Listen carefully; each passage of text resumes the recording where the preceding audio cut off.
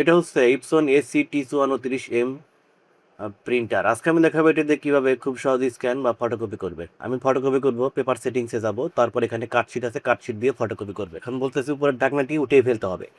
আমি এখন কাটশিট অর্থাৎ সিঙ্গেল যে এ4 আছে যেটা ফটোকপি করব সেটা এখানে গিয়ে লোড করে নেবো। সেজন্য উপরের ঢাকনাটি খুলে নিলাম।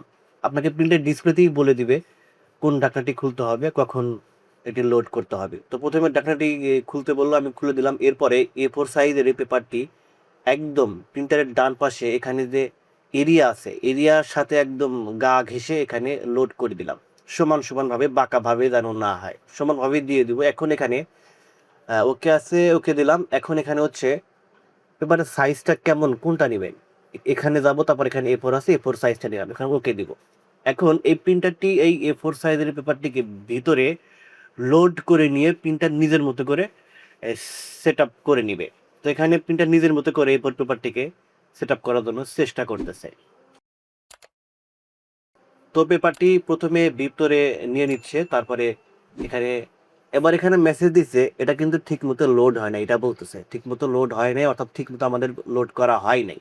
তো প্রথমে পেপারটি এখান থেকে আবারও পুনরায় বের করে নিব, তারপরে আবার রেডি মোড আনবো। দেখুন এখানে কিন্তু আবার লাল বাতিও জ্বলতেছে, উপরে উপরে খেয়াল করে দেখুন লাল বাতিও জ্বলতেছে।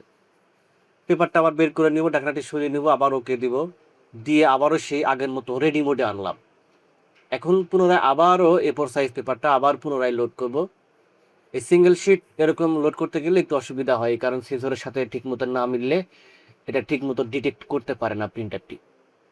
তো প্রথম চান্সে আমাদের হলো না, দ্বিতীয় চান্সে আবার দিলাম, আবারও বাঁকা আছে নাকি সোজা আছে, যদি এটা হয় তাহলে ক্যান্সেল দিব, ওকে আছে তাহলে আমি সোজা দিলাম, আবার ওকে দিলাম। এরপর সাইজটা আমার দেওয়াই আছে, ওকে দিলাম। এখন এই পেপারটিকে প্রিন্টারটি আবারও পুনরায় ভিতরে নিয়ে লোড করার চেষ্টা করবে।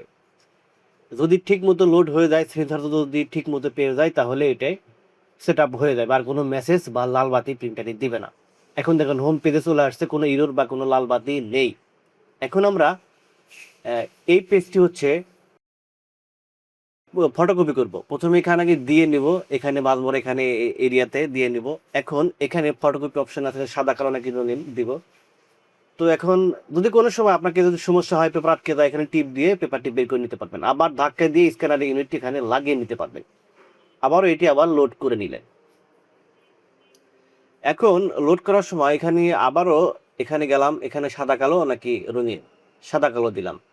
এখন এখানে খেয়াল করে দেখুন, এখানে আবার পেপার সোর্স আছে, মানে রোল থেকে নিব না কাটশিট থেকে নেবো। আমি তো কাটশিট দিয়েছি A4, সেজন্য কাটশিট দিব। এখন আমি এই যে এখানে খেয়াল করুন, এখানে পেপার সোর্স, তারপরে এখানে ওকে দিলে প্রথমে এটি স্ক্যান করে নিবে, প্রথমে এটি স্ক্যান করে বের করে দিবে। এরপরে হচ্ছে এই স্ক্যানটা যে A4 পেপারটা ওই পাশে লোড করলাম সেখানে ফটোকপি হবে।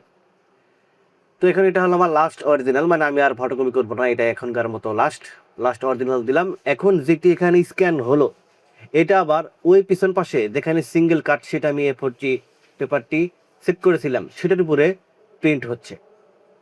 মানে এই ফটোকপিটা প্রথমে স্ক্যান করে নিল, এরপরে যে A4 সাইজটা আমরা সেট আপ করলাম সেটার উপরে এটা বসে গেল, অর্থাৎ লিখে দিল, ফটোকপি করে দিল।